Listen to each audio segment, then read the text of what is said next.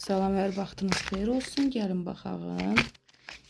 Yaxın gələcəyə baxalım. Vacib bir hadisə, nə vacib bir hadisə baş verəcək həyatınızda?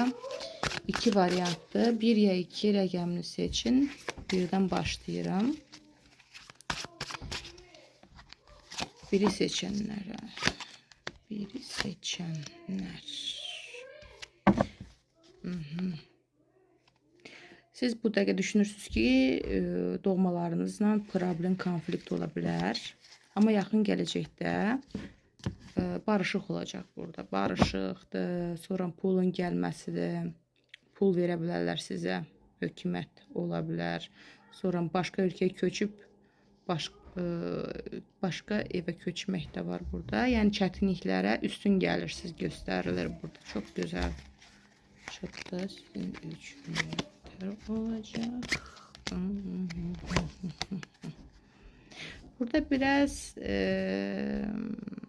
engeller var. Yani çok da dürüst deyək ki, pul kazanacaksınız. Siz çok pul kazanacaksınız ve qorxular da olacak bu pulun gəlməsinə görə.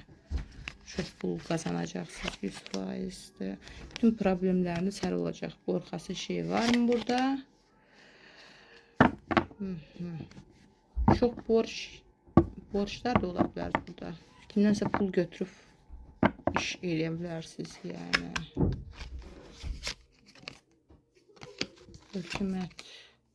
Yox, burada hər şey yaxşı olacaq. Hiçbir şeydən qorxmaq lazım deyil. Hərəkətə keçin, düzgün yol seçibsiz. Yəni hər şey yaxşı olacaq. Küsənlərinizlə də barışıq var burada. İkini seçənlərə baxalım. Nə ilə əlaqəlidir?